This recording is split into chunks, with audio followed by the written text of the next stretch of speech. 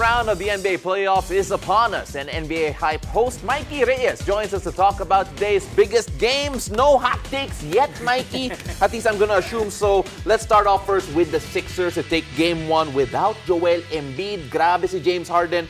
What was your biggest takeaway from this one? Well, James Harden is still James Harden when he needs to be. I think he's getting a lot of flack, a lot of, I don't want to say hate, but people are thinking that he's not the same Houston James Harden. Yeah. But during the interview post-game, he did say that if I need to, I can still go back to that same old form.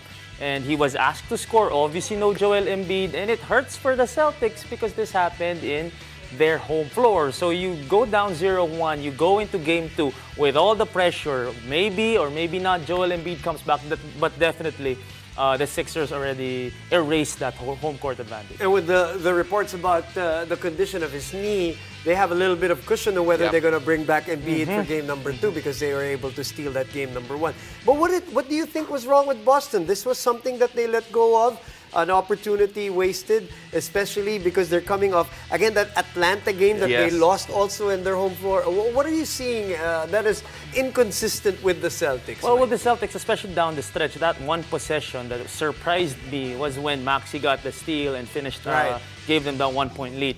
For a team with so much talent, they were playing hot potato towards the end, and that was surprising to me because Jaylen Brown had a chance at the basketball, Jason Tatum had a chance, but they ended up almost running out of shot clock. That is why Maxey got the steal. So I think they still have to prove themselves in the playoffs. They've reached the finals, yes, but they're going up against a team with a James Harden who obviously is not intimidated or whatsoever. He still thinks he's the best guy on the floor, he's the best player on the floor. So yung konting kailangan pang ilampasan ng Celtics to prove that they can hang with the Super. With a new coach. With a new coach. So, absolutely. Okay. So what I like personally was seeing James Harden telling all his teammates to go back to the locker room, stop celebrating because it's just one game. We now move on to the Nuggets versus the Suns. Again, this made big news because KD did not show up. Chris Paul got hurt in the third quarter. Again! It's kind of like a yearly thing. What's happening, Mikey?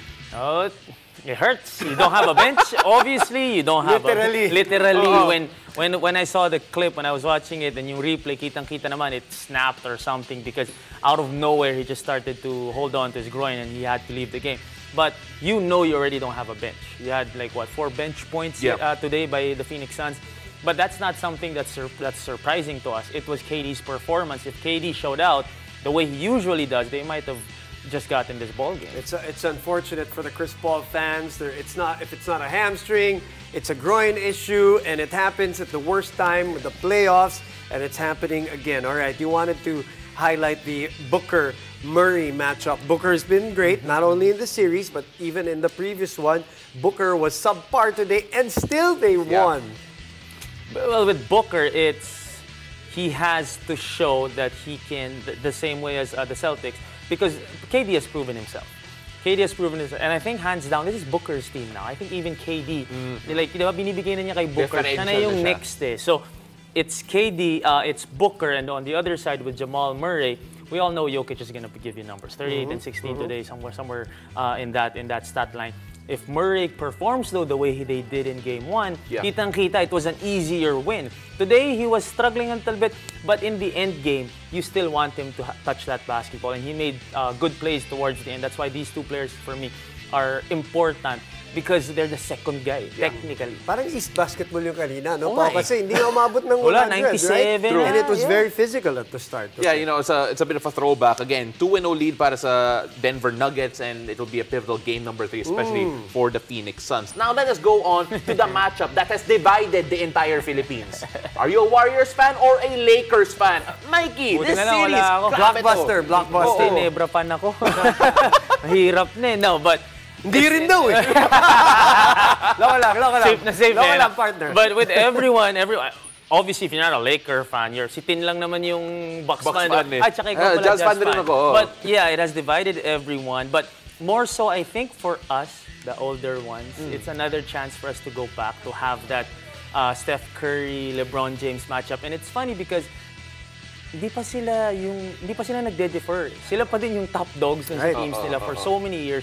And to finish off their first round series, Steph dropped 50, LeBron had 20 and 20 towards the end. So parang sila pa din eh, di ba? So, you know, it's exciting series. Well, it's a very exciting series. But you know, Mikey is a Butler fan. Ooh. So we have to squeeze that in. Jimmy. The chance to go 2-0 tomorrow. Is he playing? Is he not playing? What are the chances of your Heat? Tinex ko, he's gonna play. He's gonna play. Hindi daw siya papayag that he's not gonna play because, well, towards the end though, that was scary because he was he had to stand at the corner. But for them to get an away win, and you know, Jimmy at the end of the day, playoff Jimmy could be in the GOAT conversation. So 2-0, 2-0. Kung maglalaro si Jimmy, I'm going 2-0. Okay. No, I like that. I like that take. I like that take. Thank you, Mikey. Of course. And good luck. Good luck.